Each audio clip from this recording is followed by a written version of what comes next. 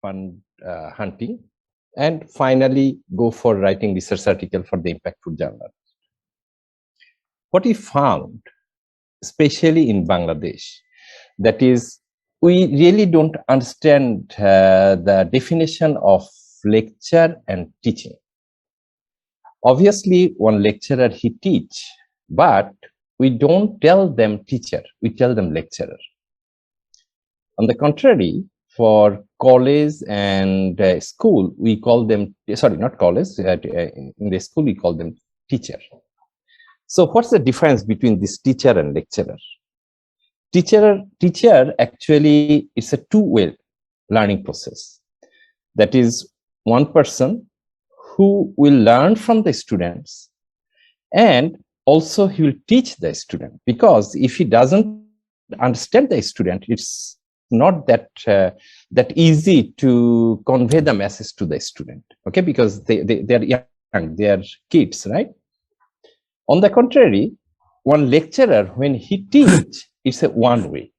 That is, he will give the lecture, and then is the student's responsibility to browse, to go to the library, to understand the topic. And if he gets stuck, obviously, the door is always open for to the professors, okay? So what I found, that teaching is the must, okay? Now, is it the only responsibility for a professor to teach? No. Unfortunately, it's only 30% of the job scope. Teaching is carry only 30%. So what are other things?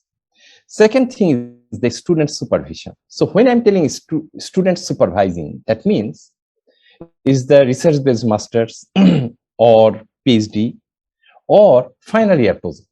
So these students, you need to supervise them. So when you will supervise, what does it mean? That means they will do some research, right?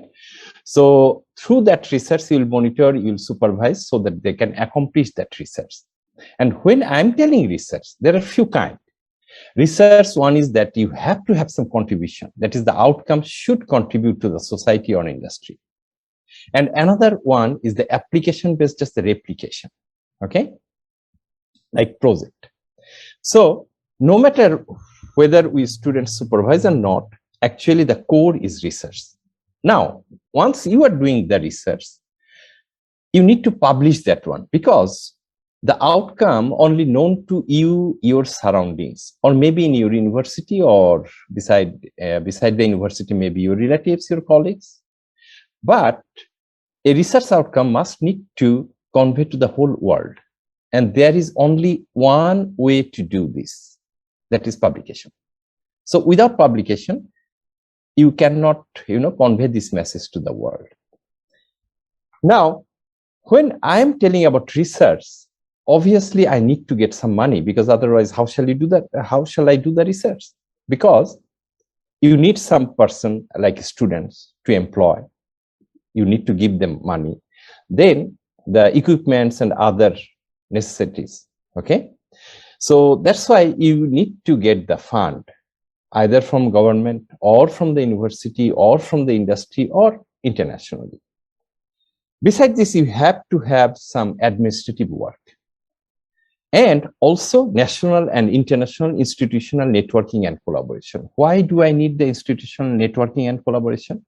Because when you will do the research, you may not know many things for which you can get some support from other institutes. You may not have the right lab, so you cannot use their lab. So you see that this, again, it's a research. So to accomplish the research, you need to have this institutional networking and collaboration. And this is also the task of a academic staff. It's not a student. Next is the national and international industry networking and collaboration. It's very crucial. You must need to have that one. Let's say Southeast University, you have the lecturers, and you need some, in a fourth year, or if you have the masters, then you need some sophisticated equipments, or even that for in training, you need to visit them, you need to work over there, right? So you must need to have networking. For example, in UKM, what we do, each lecturer, they have connection with few industry. For example, in my course, I take the IC design course. So over there, we need some kind of industry-oriented software like Cadence, Mentor Graphics, and which is real expensive. And obviously, university doesn't have that much of money. So I made the connection with them. The owner, I mean the vendor, the owner somehow, he's my good friend. And he's giving all the support. He's giving me the tools. Their engineer is coming, conducting the lab. So you see, it's just based on my networking. So that's also a part of academic job. Then is the community social contribution, that is external, internal assessor for student, program, research, outside your university. Then the review activities, like there are a lot of journals, so all the peer reviewed, who does this review? It's the academic they do, right? Then editorship, organizing conference, seminar, workshop, then membership in the scientific and professional body, and also consultancy. Now you see that there's so many job scopes where teaching is just a tiny part, okay?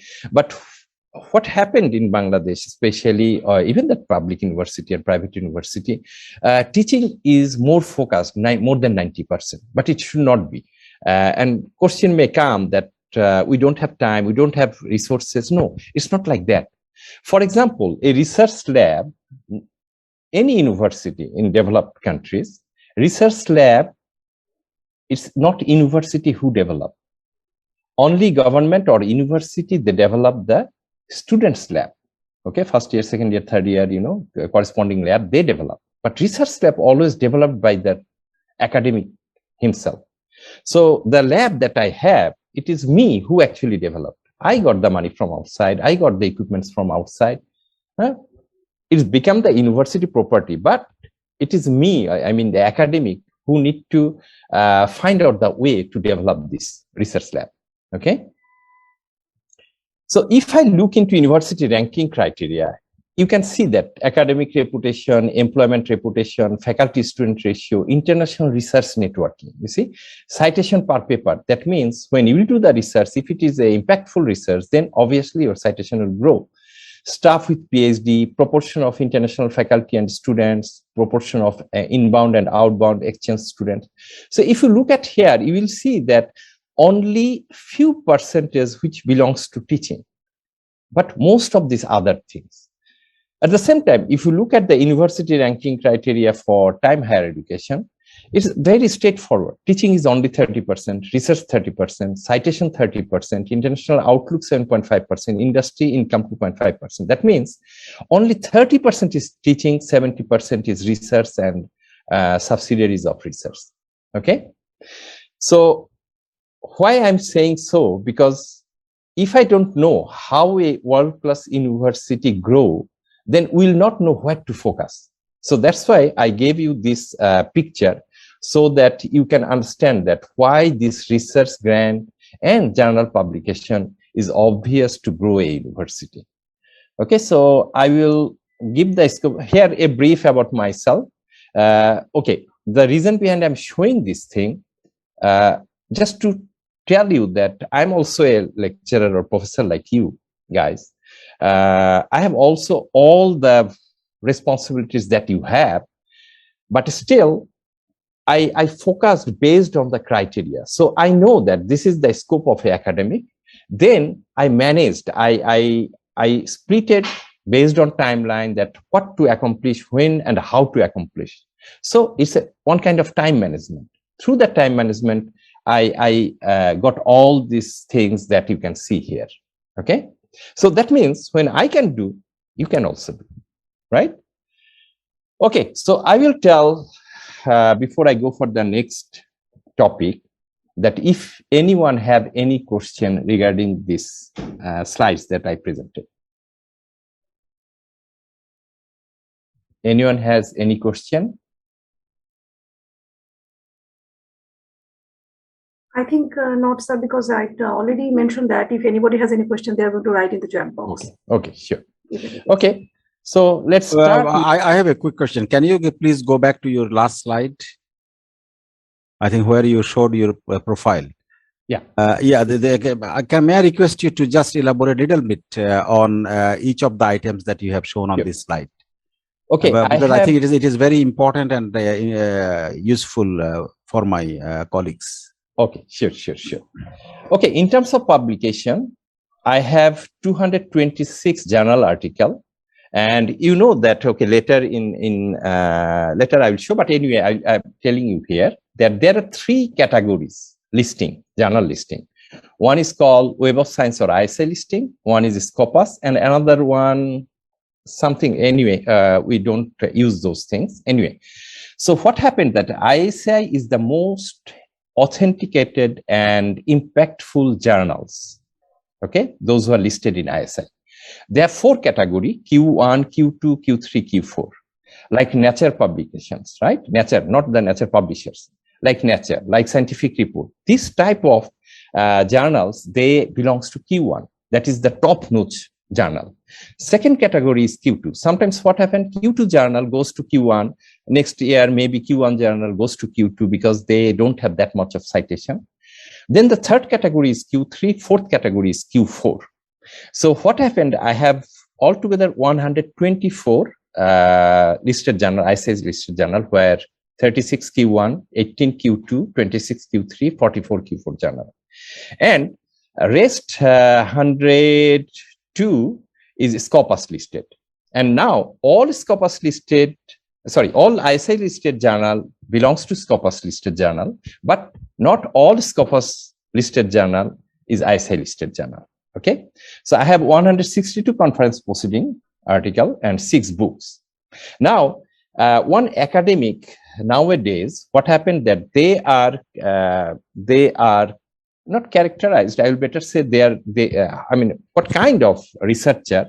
It can be easily gauged from the H index and citation.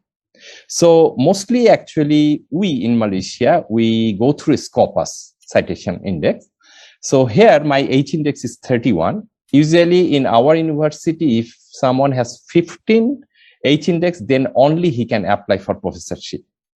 My number of citations is now more than 5,000. Another one is the Google. Okay, so Google, my H index is 36, number of citation more than 9,000. So this is the actually the data from which you can understand one person's credibility. Okay.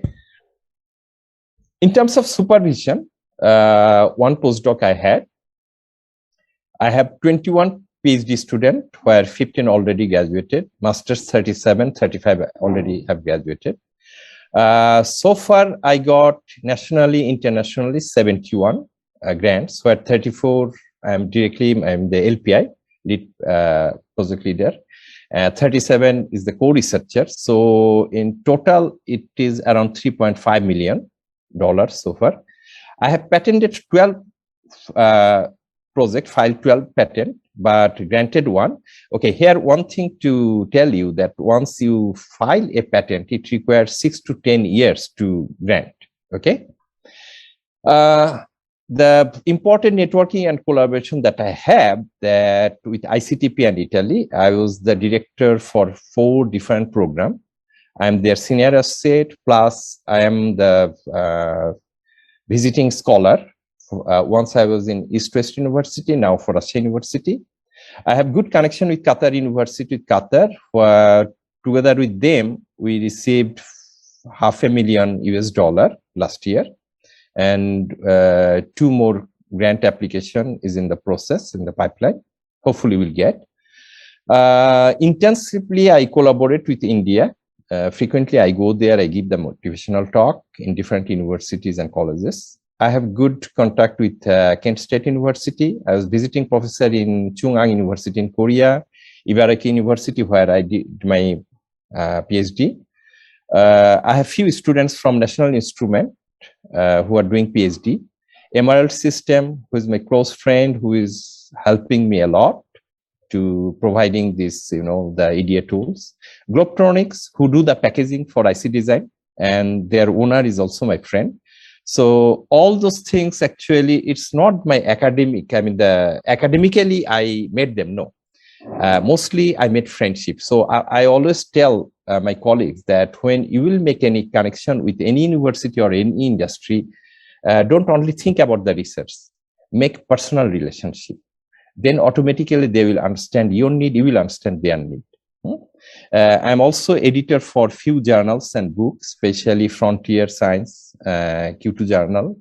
Then I'm also editor for few Springer journals, and I publish around 6 or 7 books. In a nutshell, this is all about. Yeah, Dr. Yes, Kent State University, I think they have one in US, the other is UK. Which one is this one? No, this Kent State University in Ohio, USA. In Ohio, yeah. I was in Cleveland. It was my neighboring city. Oh, okay, okay. Yeah, so okay. that's why I was curious to know. Thank you. Yeah. Okay. I visited Kent many times. Oh, okay.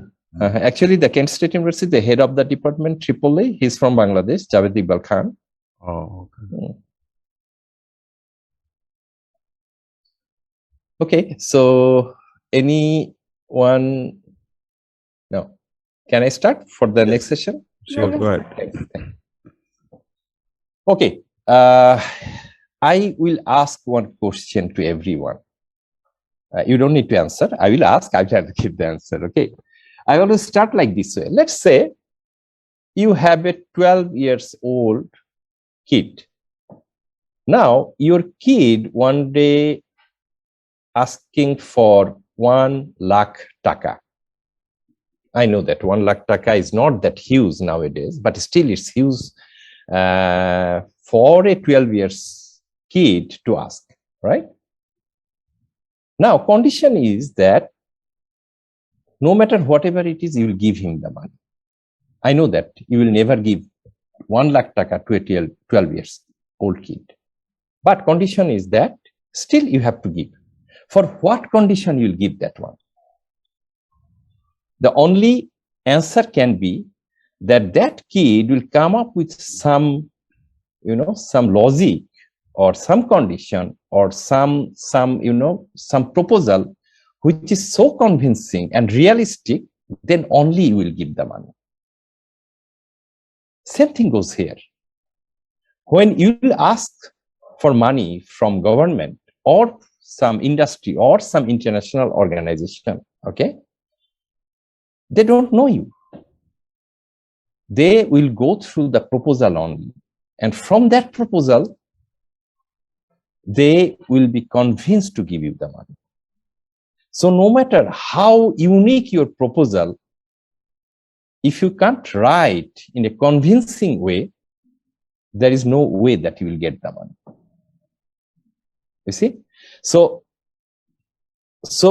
you have to know how to write the proposal. So that's a style. And once you are, writing, when you are submitting the proposal, mostly, if you are lucky, you will get first time. But if you're not lucky, 3, 4, 5 times, it will be rejected. But you have to have patience, because for every rejection, you will be more matured, because you will precisely know, because they will give the revision, comment, all those things. So at that time, you will know that what are the flaws. So you will be more matured. Okay. Now, why these grants are important? Because you see that if you don't have the grant, you cannot have the resource to do your research. And another thing that, remember that you may think that you need 1 crore taka to do a research, but you may not have 1 crore taka, the agency that is giving the money. Okay. So you have to understand their ability, their budget, their criteria, all those things, because there is never enough money for anything. Okay. So how this research grants game goes on? You see that for one application, for example, when government asks call for application in Malaysia, one scheme is called Fundamental Research Grant Scheme. They give hardly 100 to 200 or maybe 300 grant, but out of 300, application number is few thousand. You see? So it's one kind of lottery. because every academic, they are giving their idea, everyone is giving their best. So out of it, 1 or 2 will get, right? If you do the ratio. So what happened? Many researchers, they just put their idea. They really don't know how to explain, because you see that sometimes what happened, that reviewer, the person, he's not from your field directly, indirectly. Okay, I can remember, I need to say that story here.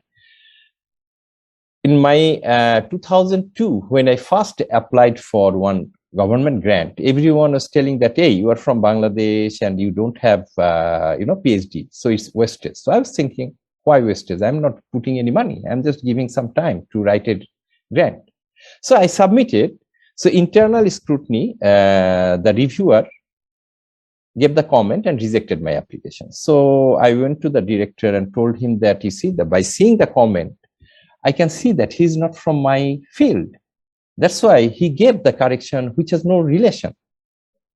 And this director told me one sentence, and I believe that sentence gave me 71 research grant until today. He told me, Mamun, it's not reviewer's responsibility to come to you to understand your project. It's your responsibility to write the proposal in such a way so that reviewer can understand. I hope that this sentence will help you to understand the whole thing. Okay?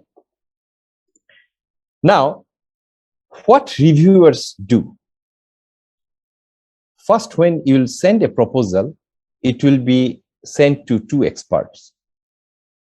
So they will give the comment.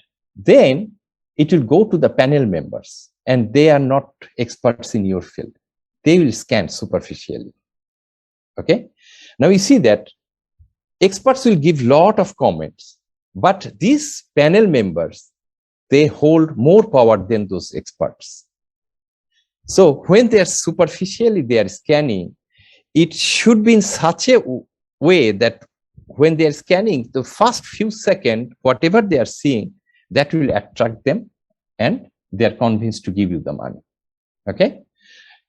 Even that, like some agency, they give money to the different researchers, and when they call for presentation, they give 3 minutes only. In some cases, 1 minute. So you have 1 minute, you have to impress them. So what is the criteria for a good grant proposal? First thing is that does the proposal follow the guidelines? You have your idea, it's okay. But the grant agency who will give you the money, they have their own guidelines. So you need to follow that guideline. You cannot assume that, okay, they are saying something, their scope is like that, so I can, write like this. No, you have to go through all the guidelines to adhere. Does the proposal address a well-formulated problem? You see, always what we do, especially in our lab, we do, because obviously we are not doing a big research, we do small modular based research. Okay. But whole system we are not developing in our lab. I mean, obviously we are developing over the time. Now, for every research, you have to think a global problem. For example, I will do something with electromyography signal. It has no meaning because the grant agency will not understand what shall you do. Okay, you will analyze the EMG signal. So out of it, what shall I get? But if I can relate that after analyzing, if I can classify from there, I can show you that diabetic patient has this kind of thing. So diabetic patients can get some feedback early before any disaster thing happen. You see, now you have to always come up with a global problem to solve through this small thing. Okay. So the proposal must address a well-formulated problem. Is it a research problem or is it just a routine application of known techniques? Many people do this problem, the mistake. Sometimes what they do, okay, I'm employing a neural network to solve this problem. It's actually known thing because we know that neural network can do the nonlinear analysis. So obviously my EMG signal analysis, if I use neural network, it can be done. So it's not a research. It's just, you are just simply taking some techniques and you are just analyzing, right? So you have to understand the research problem. So what could be the research problem? Yes, here neural network is a tool, but after analyze, when you do the classification and you are making some scoring system to identify your diabetics or DSPN, that is your research problem. Okay. Another research problem, no, you are coming up with a neural network, another branch, which is a totally new thing. Okay, is it an important problem whose solution will have useful effects? Yeah, that is the major thing. You have to show the problem in such a way that grant agency, they'll think, oh, if I don't give the money to him, we'll miss this thing because this thing will not come and help the people. Okay.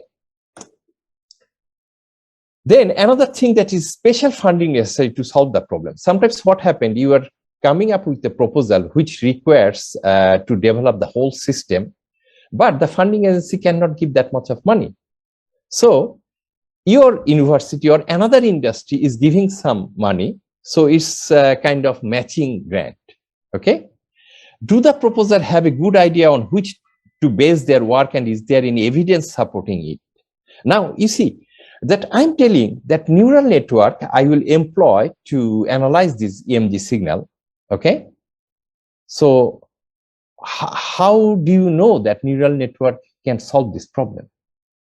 That's why you have to mention that you see that we know that nonlinear signal can be analyzed through neural network. So our EMG signal is nonlinear. So we are employing neural network. You see, somehow I'm giving the evidence because I'm using neural network. Similarly, for anything, you can give some reference. Already established research who already published, you can give that reference, okay, as an evidence. Does the proposal explain clearly what work will be done?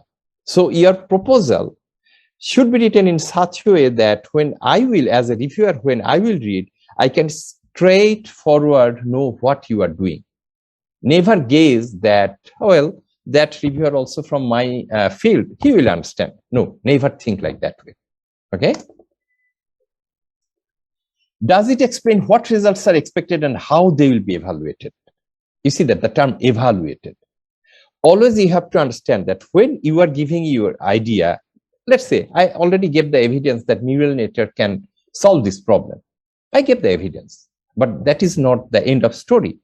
After I make the this scoring system to understand the DSPN for diabetic patient, okay, I have to compare with some existing system to show that no, my scoring system synonymous to the existing any gold standard.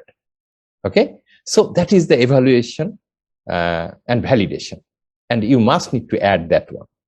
How would it be possible to judge whether the work was successful? That is the thing. That is when we'll make the comparison study with the existing one, and you will, from lab prototype, you will take the real data from the real people, okay? Then it will be treated as a successful project. Is there evidence that the proposers know about the work that others have done on the problem? That's why you see that when we write the journal article, in introduction chapter, actually we'll tell about other works. Similarly, this grant hunting, in your introduction, you have to tell the recent works and their disadvantages. Because by focusing on their disadvantage, you will tell that, okay, this is the method I'm employing for which I have this disadvantage and I'll overcome their disadvantages. Does the proposal has a sense of priority in its objectives? Yeah, obviously.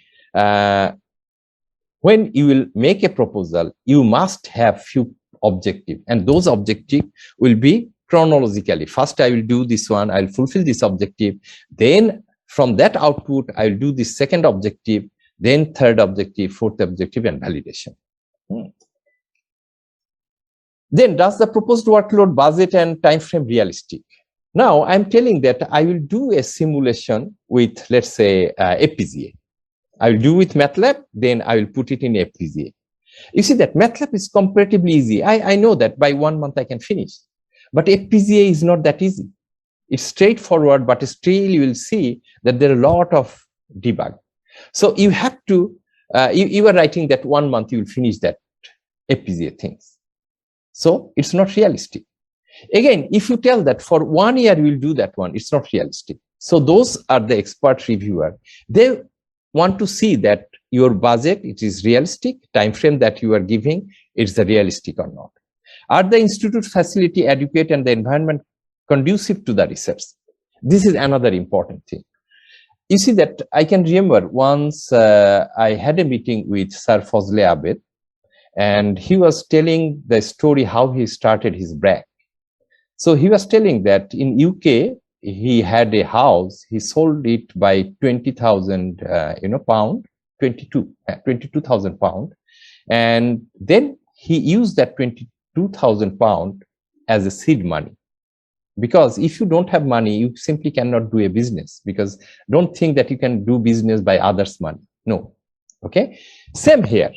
You are from Southeast University and you are asking everything from others, and you don't have any environment in Southeast University. No one will give you the money.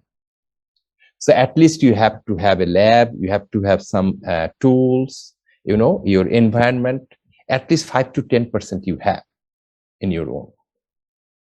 Does the proposers have a good track record both of doing good research and of publishing it? This is important. I'll not say that important, but still it's important, because the reviewer, they don't know you.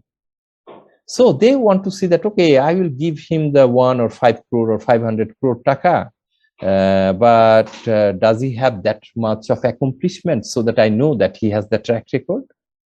So you see that this track record, you need the publication. So you can say that, okay, I don't have any research fund, nothing, I don't do research, how shall I make the publication? Yes, that's the thing, that you have to collaborate with your colleagues, be a research member, so that when they will produce something, your name is there. By this way, you will develop your own, profile, your portfolio. Do the researcher have existing funding? This work very nice. If you don't have, it's okay. But if you have, then it's a plus point, so that grant agency can go through your existing fund and your completions, the track record, everything. So they get confidence. Do the proposal prepare to keep a strong research team together? This is another important thing. I know that you are the mastermind, but if you want to do a research by your own, most likely you may not get success. Okay, but if you have a good team, because nowadays, when we do the fundamental research, yeah, I know that it's a pinpointed research, but nowadays, all the grant agency, they want that your product can directly contribute to the society. So you see that you are developing a, let's say, EMG sensor, which can detect the diabetic. Okay, you have the Bluetooth over there, so the data is straightway coming to your mobile phone.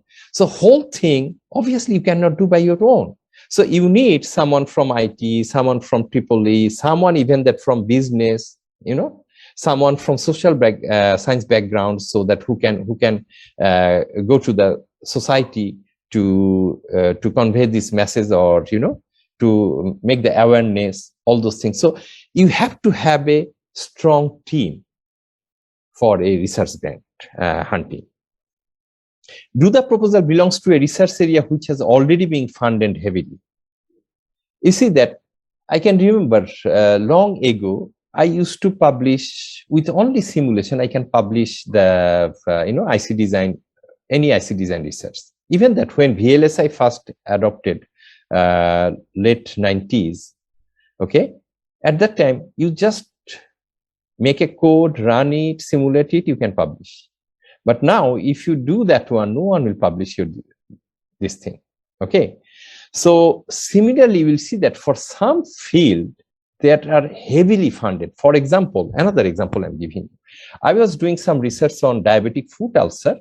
Then I was thinking that, see, this deep learning on machine learning, I can use for either kidney, another branch I wanted to open, either kidney or the heart. Then I found that if I go for heart one, like ECG and other things, publication will be tough because there are so many research on ECG or heart related things, and they are heavily funded on those fields. But kidney is important, but not that many research on kidney, that many fund is being pumped to kidney. So instead of ECG, I go for kidney. Okay, so you have to also understand that which one is heavily funded, which one competition is less. So those are the things that you need to understand. Do the proposal has an evidence of industrial interest and its involvement? Nowadays, whenever you will apply for any grant, especially internationally, even that in Malaysia locally, one industry must need to be involved. The reason behind, when industry is there, industry will give you advice that whether this research will have any impact to industry or not. Industry means at the end to the society, I mean the business point of view. Also, when you got the product, someone need to do the commercialize. So industry actually take that role. Okay. Do the proposal address recommendations of technology foresight? You can do, but it's not that important. Do the proposal ensure that the budget is to be used in a cost-effective manner? So this is another thing that when you will give the budgeting, you have to do it in a time frame. Okay, first year I need to do this. So which have connection with your objective? Because first objective you told that you will finish by let's say 6 months. So what are the equipments? What are the resources needed for those 6 months? So you have to give the budget in based on time frame of your work.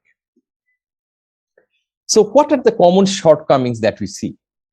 Mostly because first when we write the proposal, first come the introduction, and over there we need to write problem and disadvantages of other works. So many cases what happened that the grant hunter, he failed to write the problem in a good way. Okay, it is not clear why the problem is worth addressing. You see, they are showing the problem, but they didn't highlight in such a way that it's really a problem. The proposal is just a routine application of known techniques. Okay, for example, just neural network I told you. So sometimes what happened, for example, when I'm telling neural network can do that one, so when some application tool can solve any problem, actually that's not a researcher's work. That's mainly an industry work. Sometimes we get confused. For example, I have few equipments, few IC, few these registered, capacitor, everything. So we made one system which whatever we can say that can mimic and that can give put in different way. I mean, the voice can be produced in different way. Okay, so now we see that this is also research because I'm making that one. But no, that is not the academic research. That is the industry who will make the fancy, fancy boxing, and they will sell. So sometimes even that students in their project, they do nice, fancy thing, lucrative thing, but actually there is no research content. It's just a project. Okay, so careful about this one. When you are going for any idea, you are just making anything, or you are doing some research. Out of that research, you made some contribution. So the second one, for which you will get money, but for first one, no one will give you the money. Okay. There is no evidence that the proposers will succeed where others have failed. So you are doing some research, you are proposing. Okay, you know that when we know that V is equal to IR, right? So if I somehow manage to give the constant current, then always we'll get the same V, right? Now, is there any way that you can make a constant current? But there are some others, because when you are sending the current through a resistive material, okay, if I can ensure that there is no loss, then current should be same current all while, right? But actually it is not. You have the effect of EMF and so many things. So eventually your current will drop. Okay, so no one has got success onto this to have the continuous current. Okay, now you are taking the same thing, but you are coming up with a new idea to solve that one. Okay, so you have to have the strong evidence. I mean, whatever the method you will employ, those method has those success story by some others. I'm not telling that method is for this constant current. This method is for other kind of things where they got success. Okay, so like this way, you have to have some evidence to show that even that others fail, but there are most probably you will get success. A new idea is claimed, but insufficient technical details of the idea are given, or the committee to be able to judge whether it looks promising. So you see that that's always that when you will give a new idea, obviously you have to give all the technical stuff. Never ever assume that he's from, I mean, the expert is from our background, he will understand. Never. Okay, another thing, the proposed research has already been done or appears to have been done. You know why it's happened? Because when you are writing the research article, you didn't review a lot. You have to study with at least 20, 30, 50 different articles on that topic to understand that whether it is a completed one or still there is a scope to do something. So without review, you just put your idea into the paper, and later when it goes to the expert, they will say, hey, this is already done thing. Why are we applying for this? The proposal is badly presented. I'll better not go through this thing. Even that the proposal is too expensive for the probable gain. That is, you are coming up with something. For example, it's a funny example. That is, we know that we have our table. We made it with the wood. We made it with the iron, steel. Let's say you are making with the diamond. And when you made it with the diamond, you showed some advantage. But compared to a table from wood, or whatever the advantage we get from the diamond, even that if we get a minor advantage, still it's negligible compared to a table made by wood. So you have to understand those things, that the idea that you are putting, if it is too expensive, at the end the outcome is so little, it has no, it's not be funded, obviously. So before you begin, you need to do something. First thing is that diversify your sources of funding. So I know that, let's say, for example, in Bangladesh, I know that ICT ministry gives some money, maybe another ministry gives some money. So you see that if your proposal, a whole system, if you can modularize that, okay, this module easily can go to ICT and this module easily go to another department or another ministry. So split it and apply together so that when you will get the money, you can make the whole system. Then familiarize yourself with the individual funding source system and requirements. This is another thing. That is, when ICT ministry calling for application, for example, recently, last few days before, I was through the EU lab, Professor Mufaddal Hussain. So I was going through this portal, and I found that their application a little bit different. Okay, the way I write the proposal in our country, or even EU grant, or even Qatar grant, their system is a little bit different. So no matter different, I have to adopt accordingly. Okay, so I have to familiarize. Don't write a research article. Proposals are meant as convincing documents, not reports of scientific results past or anticipated. Okay, so this is a difference between research grant and research article.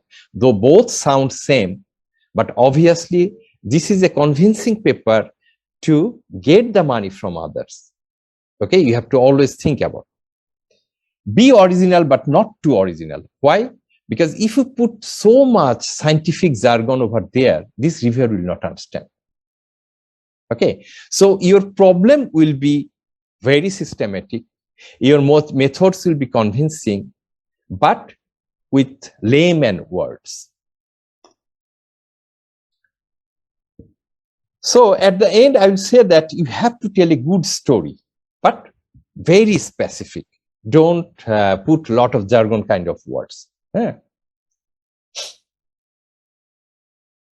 Okay, and last sentence here is the describe why your project is exciting and is distinct from other project. Because you see that the way you are thinking, maybe your colleague is also applying for similar kind of things, but application is different. Okay, so when both going to the same panel, they will think that, hey, both are having the same thing. So who will get? Obviously, the person who wrote the things in an exciting manner. Okay. Okay. I will skip. I will skip because I have more than 100 slides. So I will go through the. Okay. Now, do not write the proposal for yourself. Write it for the review committee. That is the story I told you. Right? That is, you have to write the proposal in such a way so that reviewer can understand. And don't be much ambitious. And also I said this one, good people can have proposals rejected, take rejection as a learning experience. Believe me, if your project gets rejected, don't get demoralized. See that what are the reviewers' comment. So it will make you more matured. So maybe second time you are getting rejection. I'm just telling you my story that several times it happened, 4 or 5 times I got rejected. But at the end, on the same topic, I got the article and the grant.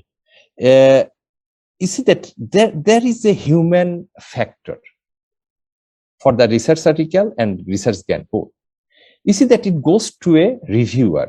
Now, the reviewer is thinking the way you are thinking. So obviously, your proposal will sound so good for him. But unfortunately, the way you are thinking, the reviewer who is seeing your project, he's thinking totally different point of view. So your proposal got rejected. And it is more obvious, it will happen. It will happen most of the time. So it's also a bit luck that if you have a good reviewer, I mean, your proposal goes to a similar minded reviewer, chances is very high.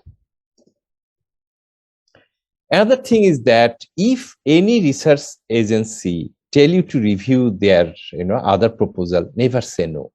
Because when you will do the review, you will understand more and that will be counted. Because they will also know that you are a person who are able to review the article. That means you have the capability. And what I do, whenever I find any call, I always apply. Sometimes I call other friends because if it is not directly related, partially I contribute. So other of my friends who was directly from that field, they apply and I just be a research member. So because money is always scarcity, there is a scarcity of money. So if you apply for more grant with more grant agency, more likely you will get more. Is your proposal really something that grant agency will give you money? Let's see. A better type of system will be developed for efficiency. Now I'm going through example, okay, so that it can broaden your understanding. A better type of system will be developed for efficiency. So the question, what is the problem and how that problem relates to efficiency? You see, from here, nothing can understand. What do you mean by better? Any proof? So you see that if I write that a novel system will be developed for efficiency, it has no meaning because for you it's novel, but for me it may not be novel. So you see that you absolutely must identify the problem you are going to tackle. Let's see the next one. What is the problem that needs to be solved?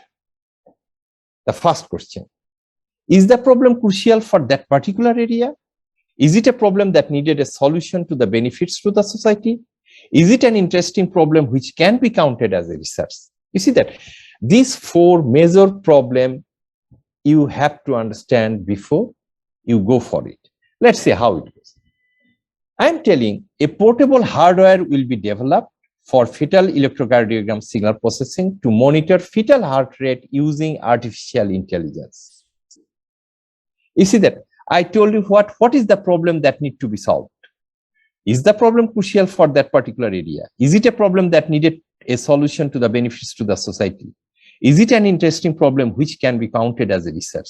You see that everything is there. Because here I can see that continuous monitoring of fetus is needed during the crucial stages of pregnancy, as the condition of fetus can deteriorate any second. Present monitoring system uses heavy equipment where mother need to be in sleeping position without any movement.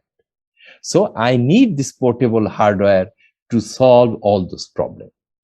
Okay. Now, this is not enough.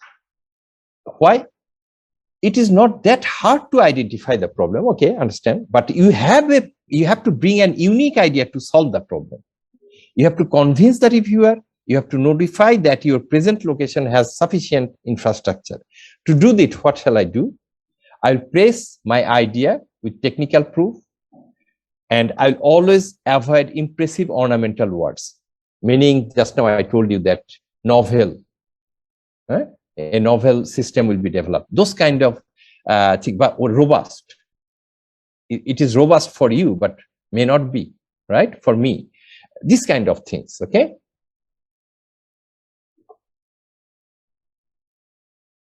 Okay, now, what I'm showing here, place technical objective idea to make the idea promising. How existing algorithm or idea that has been used to solve an application with similar kind of nature.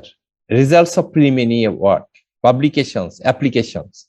So these are the things that you need to show them so that they understand that you have the background and you have the capability, but very careful. That's why in the blue I wrote that, but be aware that you are not making an impression to the reviewer that you have already solved the problem. Okay, so basically I'll tell you my story. What I do, I never apply for a grant from scratch. I have the idea. That idea is straightforward. I am writing a proposal and submitting. No, I never do that. What I do, I start a project from my previous other grant. I have some extra money. So from that money, I do the research. When it is around 60% complete or 70% complete, then only I apply for a grant. Why I do that? Because it gives me the confidence. Because when I have completed 60 or 70%, I know that I will be able to complete this project. So I gain the confidence. Second, that every grant, you have to show that what are the outcomes. Like paper, like patent, like, some product, all those things, right? So what happened when I have completed 60 to 70%, I know that by this time, I know that what are the paper will come, how many students I can, for PhD I can produce or master's produce, what are the patents, everything I know. Okay, but I'm very careful when I write as if that I have not done anything. I make it certain that my sentencing will not show that already I have done all those things. Okay, now it's your choice. You can start from scratch. Even that if you do, if you go for a grant hunt with the existing project, never show that you have already completed or about to complete the things. Okay. Give your own reference from your past research work. In your research work, the proposal, because obviously you have to show some references, right? Try to give your own reference. When you will give your own reference, it will have an impact because reviewers and the grant agency will know that you are a capable person. And when you use the first person, like that is, I have experimentally proved this, or we have formulated these things, whatever you will tell, be sure that you are giving evidence. You simply cannot say anything for yourself or for others where you are not showing any evidence. Now, value judgment. Okay. like express value judgments using strong but defensible statements. How? We are telling that our research group did this one. It's okay, providing you are giving an evidence. We are recognized as the world leader in AI to analyze the biomedical signal. Show the evidence so that they know that you are the person whom you are saying so. Because if you write this kind of sentences and if you don't give any evidence, immediately I can guarantee you that that research proposal will not be awarded. And how shall I narrow my expertise in the research grant? You see that let's say, for example, I'm proposing something on the biomedical. So what I do, I will start with the biomedical signal processing. It is the broad one. I will narrow down. That is artificial intelligence actually I'll use to make that signal processing. And out of artificial intelligence, I will take only neural network. Then from neural network, I will take only adaptive neural network. You see? So similarly, when we will make the problem statement, make the global problem, then gradually chop down to the local one. But at the end, you have to show the evidence always. Let's say here, what happened that I have few paper on adaptive neural network. Okay. But if I tell straightforward that my expertise in adaptive neural network, the panel member or even the reviewer, if he is not directly from my my field, he may misunderstand that, okay, adaptive neural network, I have no idea. Okay. But he knows what is biomedical signal processing. So what will happen? It will be easy for him to understand. Okay. So the proposed research are timely and worth conducting because it has a unique logical and technically proven idea. That means that once you have gone through all those things that I have told you and you formulated your proposal, and it will give you this essence, I mean these messages, that it has a unique logically technically proven idea, preliminary previous work also done, and you are the best in this field. Okay, so this kind of impression you have to make over there. Always show your achievements, not only that, also other achievements. Okay, don't try to show yourself that very famous. Sometimes it happened when sometimes it sounds like arrogancy. Okay, some expert reviewer, they may not take it, so be polite and don't show yourself much more. Okay, obviously you have to show your depth of knowledge through your publication, through your related previous work and all those things. Now the methodology. So what I told just now, it's all about your introduction chapter, okay? And the title, objective things. Now methodology. This methodology is purely yours. Here nothing to say. Because it is your idea, you will use your method, but be sure that all the methods is written very clearly, not briefly, okay? But don't describe existing methods. For example, neural network, everyone knows. You don't need to describe that one. And that is not yours, okay? That's why in your method, if you say that, okay, I'm using neural network, just say that one, okay? Now, what will happen here? That you have a well-defined problem that I have gone through. It is an important problem. You have to show the evidence. We have a promising idea, the idea that you are going to put, show the evidence of that idea. Okay, now you can tell it's an idea. How shall I show the evidence? Just now I told you that in your idea, you are adopting some formula, some method, some existing methods. So show the evidence that those methods is being used for other similar kind of other research. And we are a world-class team. That means world-class team means that you have the capabilities. I mean, your team has the capabilities, and show those evidence through the citation, through the related work, through the other success story.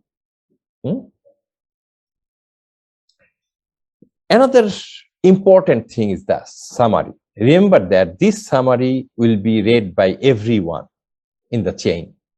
when you are submitting your research grant proposal, the first thing the reviewers and panel member will do, that is read the title, and second thing is the abstract.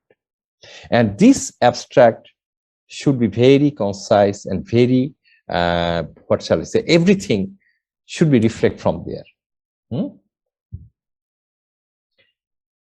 Remember that the reviewers will definitely read this and they might not read rest of the proposal carefully, rather scan it, and it's true.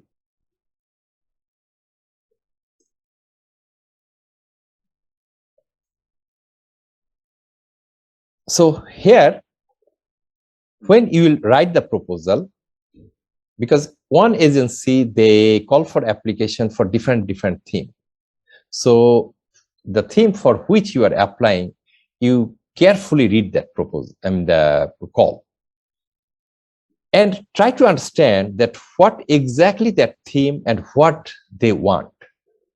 Try to understand their criteria, and based on that criteria, you write your proposal. Okay. For example, if you go through some Japan grant agency like JICA and others, you will see that they have specific number of words.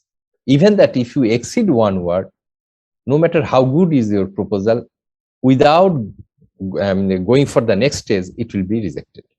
So very careful about that. Even that the format. Sometimes you may think that, okay, they are telling about 10 font, you are doing, or what's the matter, I'm making it 9 fonts so that I can accommodate more sentence. Never do that one. Even that formatting, if it is not in line with their guideline, no matter how good is your proposal, it will be straightforward, be rejected. It will not never go to the panel member or the reviewer. Okay.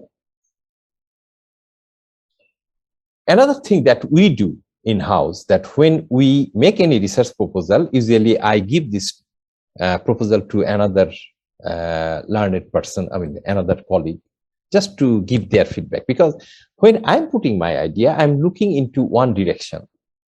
I may miss some other direction, some other thought, some other problem. So what happened when you will give your this proposal to other person, they will read it, they may find some other kind of problem or angle, other insight. So that will help you to revise your art and the proposal. Okay. So again, let's begin. What are the major components of a research grant? First is summary, obviously title, then objective, research background, that is introduction, review, justification, research methodology. These are the major components. But some research agency, their format a little bit different, but no matter whatever it is, all those things will be there. Then budget, staff cost, equipment cost, others like relevant past research, project schedule, project benefits, research collaboration.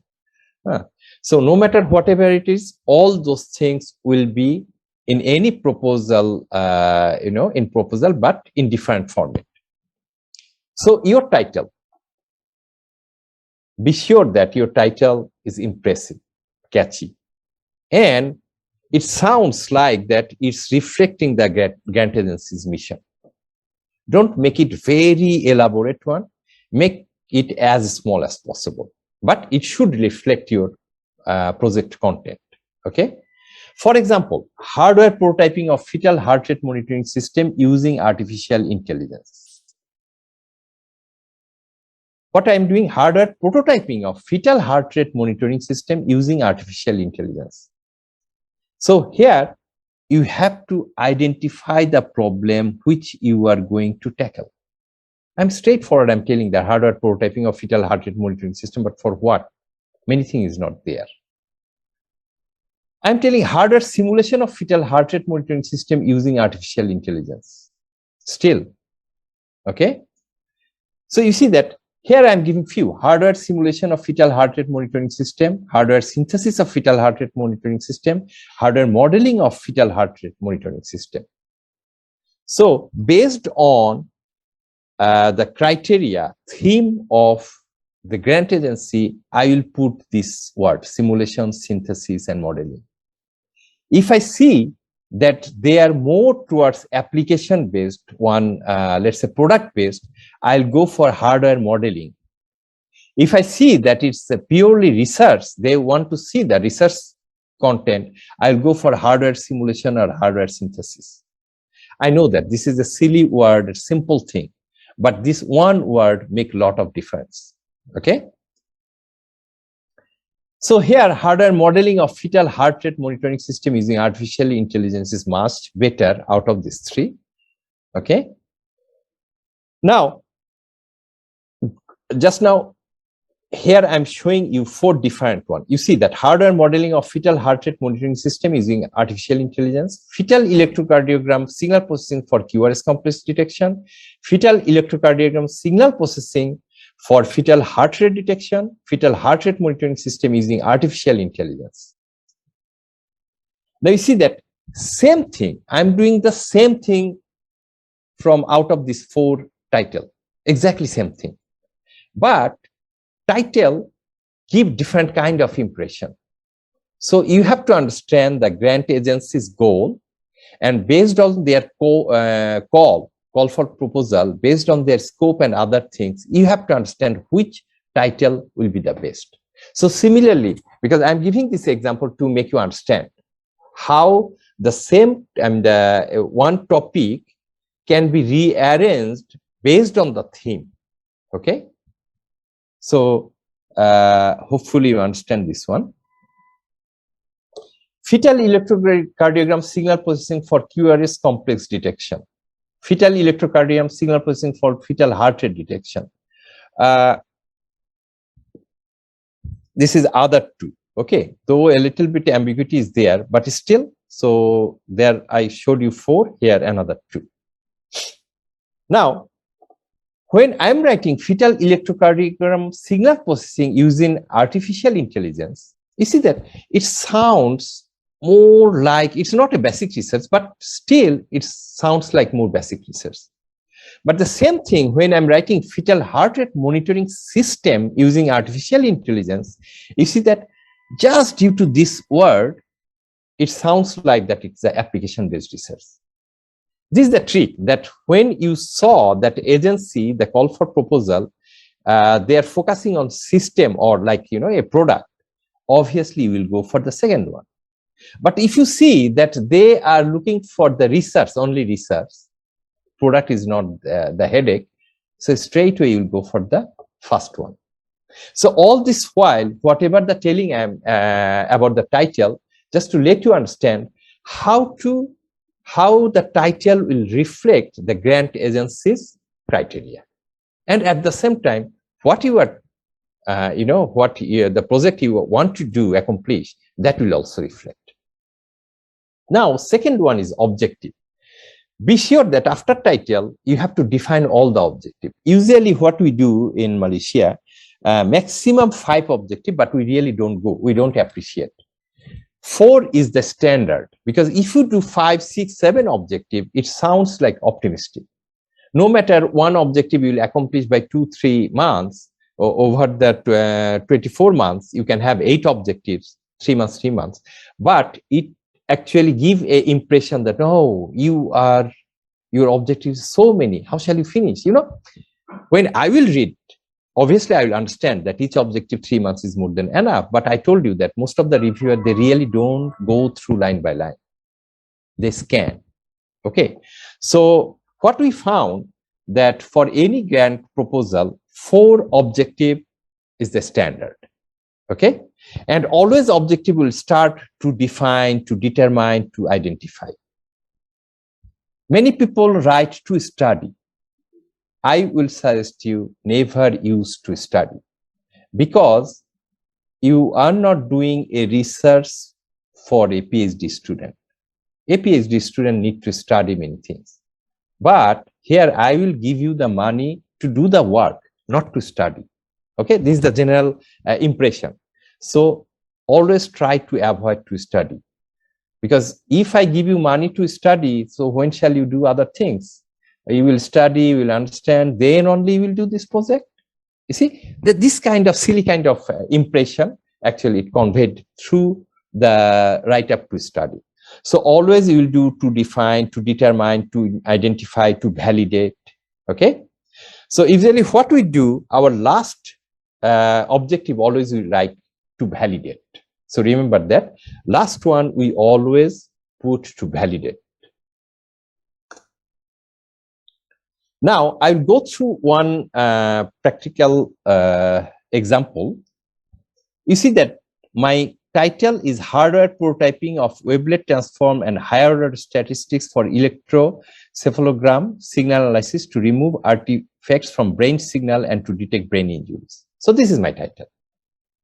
So here, first objective to use wavelet techniques, second to use higher order statistics, and to implement the entire system on FPGA. Okay. Obviously, there is another to validate. Okay. So that I missed, but remember that one. So these four objectives. And you see that from title, you can easily, you see that your objective easily can be seen through your title. So always make the title in such a way that your objective reflect through your title. If I write to study the nature and characteristic of EEG, to study the wavelet technique, to develop a method, no. You see that both actually same. To use wavelet, I'm telling to study the nature and other things. But just to write down the study, the impression get different. And always for the, okay, after this objective, we'll go for the introduction. Always give a specific and related introduction. And again, I always say this one for research grant plus the journal article writing, that always avoid unnecessary ornamental things like robust, like novel, you know, this kind of things. Obviously, we have so many slides. I will not give you a chance to go through these research background things, but I will share these slides with Dr. Naheem so that he can pass this to you. So later you can see the in detail. Okay. So here for research background, what you need to do? First thing is that you must need to highlight the present and past researches on the proposed field. I'm telling you about field. Remember that the global one. Then highlight the present and past researches on the proposed topic area. That is from the field diabetic, let's say you are coming to DSPN or EEG signal. Give emphasis on the disadvantage of each highlighted research. This is the one thing. You know that this person is really good. No matter how good it is, I don't care. When I will cite that person's research work, I will always say some bad thing about that research. Because you will get the grant when you will show some disadvantage of other works and you are giving some solution to overcome those disadvantages. Only then you will get the money. Okay. Justify the proposed method through valid and appropriate references and by overcoming the disadvantage of other research, what I just told you. Okay, now let's see. Let's dissect this one. My title is Hardware Prototyping of Fetal Electrocardiogram Signal Processing for Fetal Heart Rate Detection using Artificial Intelligence. So when I will write the background, I will start with hardware prototyping and fetal heart rate detection because this is the global one. My local one is neural network, using neural networks, FECG signal processing. That is my local problem and the research. But global research is hardware prototyping and fetal heart rate detection. So I am highlighting that one here. At present, Doppler ultrasound has become a popular technique, you see, that other people's work globally. Okay. Then what I'm doing, I'm going locally. That is my work, which is fetal ECG signal processing. So approaching the proposed topic area with valid reference. So you see, method utilizing the abdominal electrocardiogram has a better prospect for long-term monitoring, but requires mass signal processing to be done. Okay, so I'm giving another one. So I'm giving the local one, local references. Then highlight the other researches on the proposed topic area with its disadvantage. Because our topic is what? FECG.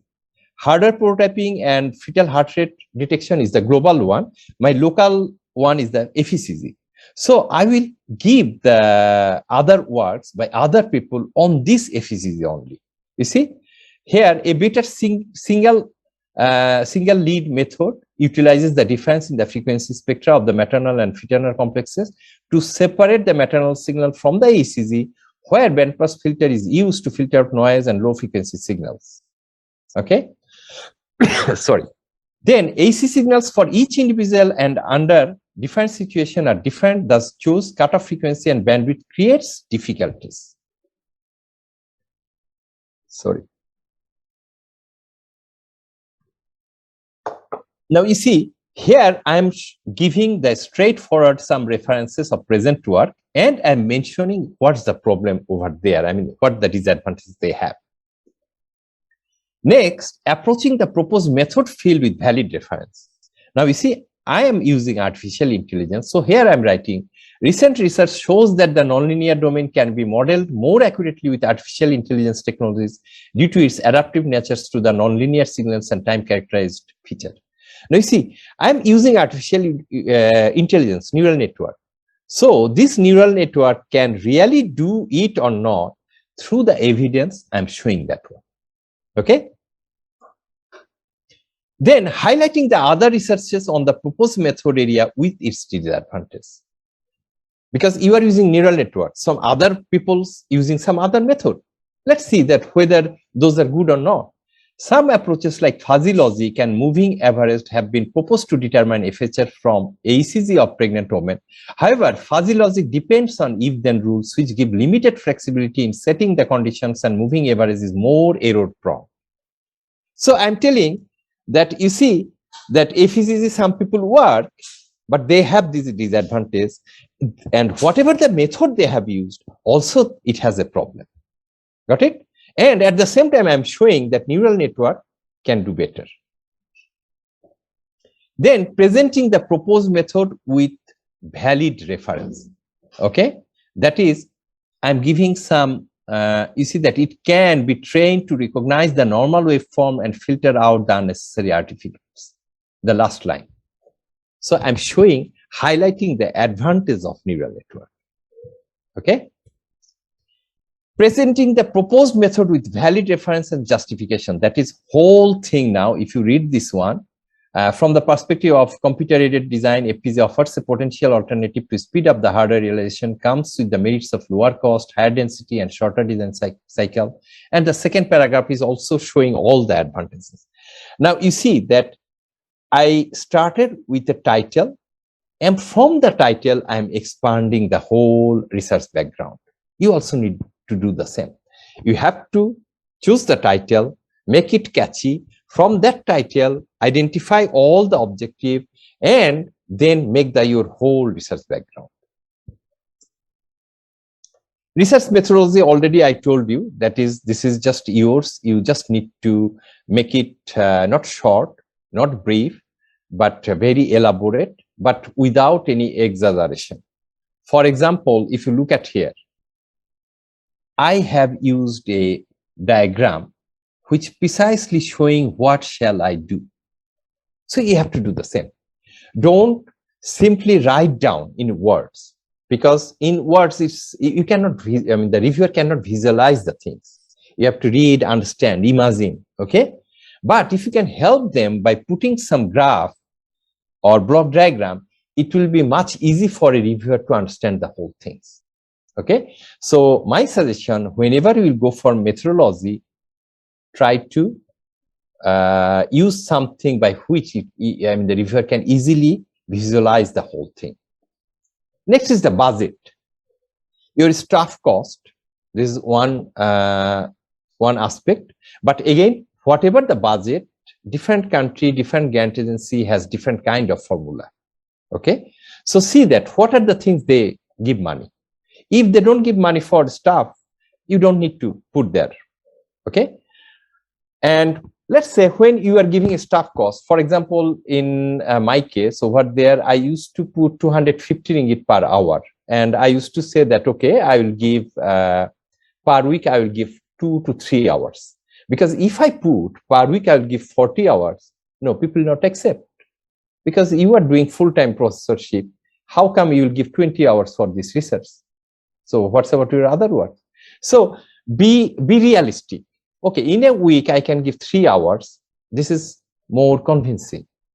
Now, as a professor, now I put around 300 or 350. But if I put 1,000 ringgit per hour, this is not realistic.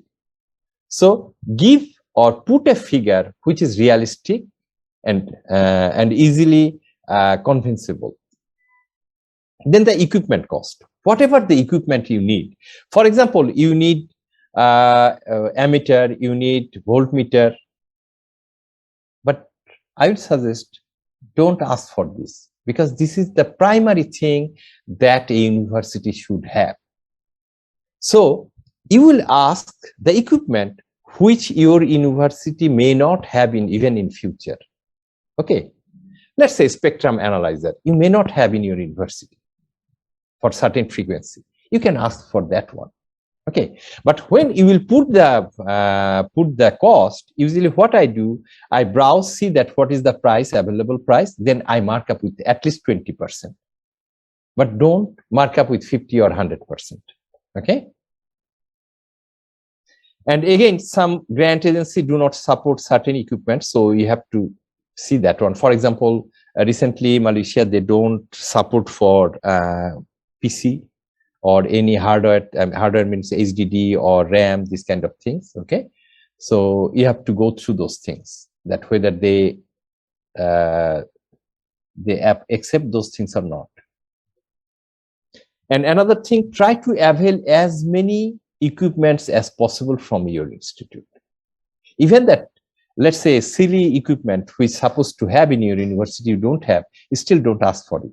Just take loan from another university or from your another friend. Relevant past research, you must need to put this one, because you will see that in the format, most of the agency, they have this heading, okay, that you need to tell what are the past researches you have. Project schedule. I told you already, let's say I know that it's required 3 months, don't put 30 months. Maybe you know that you can finish it 3 months, make it maximum 4 months or 5 months, like this way. Right? So your project schedule is like this: to use wavelet technique and threshold method to remove artifacts from EEG signal, to use higher order to implement the entire system on FPGA. So this your 3 objective, for example, okay, for this.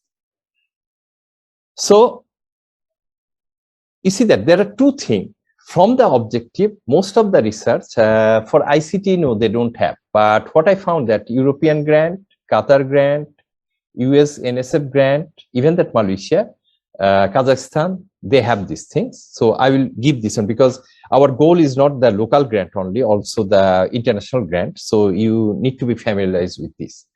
Always from the objective, we found, we try to cater that what are the activities. And there could be, each objective can have 2 or 3 activities. Okay. From all those activities, then we go for milestone. For example, here objective, to use wavelet technique to do something, to use higher order statistic method to do something, to implement the entire system. This is 3 objectives. Now what we are doing, our milestone out of it, analysis and detection, FECG signal, VHDL modeling simulation, hardware synthesis, hardware and application test case verification. So how it comes? Here, to use wavelet technique and threshold method to remove artifacts from EEG signal, I can have few activities. For example, wavelet techniques we are using. Then once we got, then we are using threshold method and other activities. And after that, let's say we are normalizing things to remove the artifacts. So here, first objective can have 3 activities. But what is milestone? What is the difference between activities and milestone? Remember that activities means the work that you are doing, and milestone after certain activities when you can see some tangible things. For example, analysis and detection of FECG signal. This is a milestone, because after you do, you are able to detect the signal. So it's a tangible thing. Behavioral modeling and simulation to detect MEG signal. That means you have already done your coding, you already model the whole thing, then you simulated as well. So you got at the end a simulated thing. So it's a tangible thing. Same goes number 3, hardware synthesis and FPGA realization. That is already you implement in the FPGA. So FPGA is a tangible things. Okay. And later hardware and application test case verification, that is validation. That means the device can also do the device is already validated. So now you understand that activities is the work. It may have some tangible output, may not have. But when you will get a tangible output, that is called milestone. Project benefits, you have to tell, because this is mandatory for foreign grants, that how many prototype you will produce, how many human capital you will develop, economic contribution is how, infrastructure contribution how. So you have to tell all those things. Then prototype, you have to tell how, the manufacturability version of a portable emitter and FSR recording instrument, that is the demonstrative or prototype from there. Okay. Then human capital, let's say for this one, you already asked for only one master student, or maybe one PhD student, or maybe one master, one PhD student. So see that how much money, because different grant agency allocate different kind of remuneration for PhD student or master student. See that how much is their budget, So based on that, you will make your budget. Then economic contribution like IP rights and patent, those things. Infrastructure contribution, that is, you maybe develop a lab out of it, a biomedical lab you will develop. So that is also infrastructural contributions. Then the research collaboration. Maybe is Southeast University, you are collaborating with my university. So put my name, put my university name, so that they will know that not only you, in your team, you have some foreign universities as well. Same goes for the industry. Right?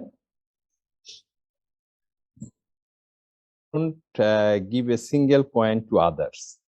So you can collaborate with me with Malaysian counterpart, but directly you will not get any money. What are the benefits you can get? That is, if you have one student, let's say for example you are collaborating with me. I'm telling you that okay, you will take a student where I will be, he will register in UKM, maybe jointly also registering here, it doesn't matter. You will supervising or co-supervising, or anything, you do part of research here. So you see that indirectly I'm giving money, because that student, when registering in UKM, your student, I'm paying him.